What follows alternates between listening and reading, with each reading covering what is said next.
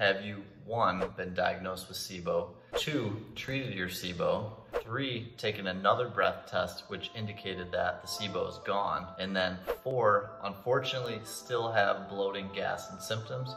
If you answered yes to all these questions, then this video is for you.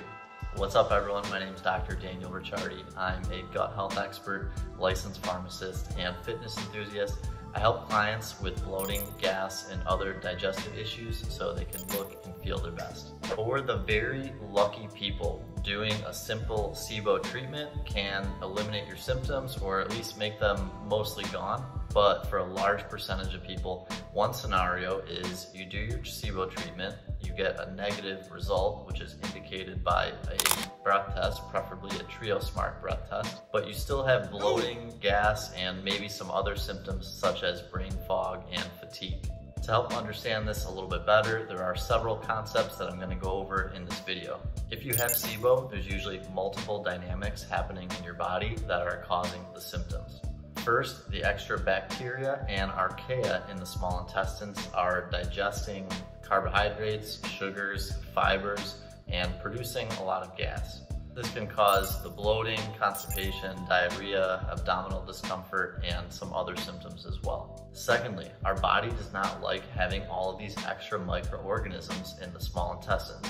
It's used to them in very high quantities in the large intestines, but doesn't want them in the small intestines in the same amounts. When this occurs, a special type of cell in our small intestines called dendritic cells sense what is going on in the small intestines and indicate that the body that it may be in danger and the immune system needs to respond. You can think of these dendritic cells as a thermometer, so to speak, for the small intestines, measuring all the activity and what is happening. If they detect danger, the immune system can react, and this causes what is known as chronic inflammation, which usually leads to all these other type of symptoms such as headache, such as brain fog, fatigue, rashes, and many others. Next concept is the bacteria may be gone, but the inflammation going on in the intestines still needs to calm before we get resolution of symptoms.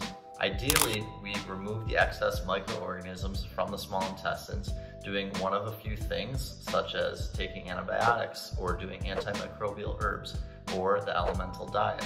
This is a fantastic first step, and a lot of people simply doing this will make them feel a lot better. But even though the overgrowth is gone, for a lot of people, they'll still remain with symptoms. This is because the inflammation that's going on in your small intestines still needs to be reduced. This process can take weeks to months to do and often needs some support on your end. This reduction of inflammation means the small intestines has a chance to heal. One is reducing the leaky gut that SIBO often causes. Those cells that I mentioned before, the dendritic cells, if they react and the immune system gets involved, this can lead to leaky gut. Leaky gut is when the cells in the intestines, they become spaced apart. Normally you want them firmly pressed together, and they can allow passage of certain vitamins and nutrients after we eat. That's how we get our nutrition from food, but we don't want them spaced further apart where there's larger particles of food can pass through, and that is what causes a lot of inflammation. There's also a mucus layer that lines the inside of the small intestine. This protective layer can often be destroyed when there is an overgrowth of bacteria in the small intestine. And then you should know that the small intestines contains actually about 2/3 of the body's immune system. So if there is an overgrowth such as SIBO and it goes on for an extended period of time, it can really deplete and tire out your immune system. So helping with this healing and reduction of inflammation, where you don't need your immune system to respond, can really help bolster back up your immune system. And allowing it to strengthen like this can help prevent a relapse of SIBO. There's a couple of gut healing supplements that I really like to use for healing the small intestines. They are glutamine and mucilaginous herbs. Glutamine is great for helping with leaky gut, but please do exercise caution if you do struggle with anxiety or trouble sleeping. Glutamine can act as a stimulant, and so if you have these things, it can make it worse.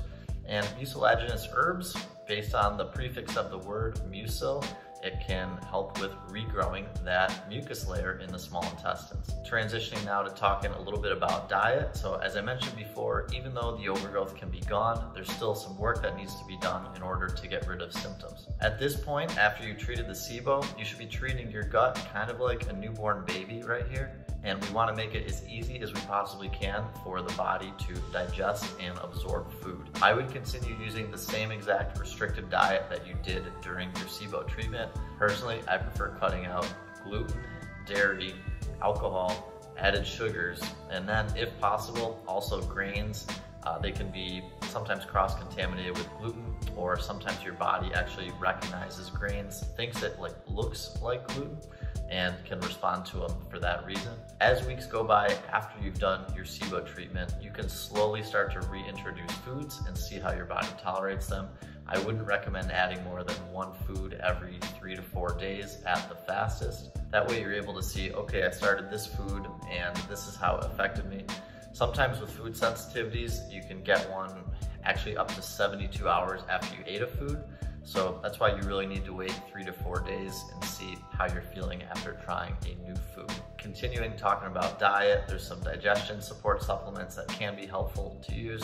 Some that I like to use are betaine, HCl with pepsin. This is done after the SIBO is treated. Also digestive enzymes and sometimes bile acid support can be done as well. Using a prokinetic, also called a pro-motility product, is very helpful for preventing the relapse of SIBO. SIBO probably sucked enough the first time. The last thing you want to do is get it a second time. The two I commonly use are ginger root and iberic acid. Lastly, it's super important to try to identify and fix the root cause if you haven't done so already. If you don't do this, getting a relapse of SIBO is more likely to occur. Things like low stomach acid, chronic stress, food poisoning, low thyroid, low cortisol, chronic NSAID use, and many others are common causes. It's often helpful to speak to an expert, identify and fix that root cause if you have not done so already. Food poisoning was my root cause, which happened to me back when I was in college. It's been determined that if you get food poisoning, it can actually damage the normal motility of the small intestines, and this is for an indefinite period of time. It's not 100% sure how long this actually lasts. Because of this, I make sure I take the pro-motility agent, prokinetic ginger root, every day. And for me, this addresses my root cause, or at least I think it addresses my root cause, and prevents and has prevented a relapse of SIBO throughout this entire time. Fortunately, I still feel great and have felt great for years after having SIBO, and this even includes getting an episode of food poisoning last month. If you have eliminated your SIBO but are still experiencing these annoying, lingering symptoms, send me a message on my website at drdanielricciardi.com and schedule your free 30 to 45 minute consultation. If you found the video helpful, please like and subscribe to my channel. It really helps me out, greatly appreciate it. I post a new full-length video every Monday at 6 p.m. Central Time. Thank you very much for watching. Have a great week.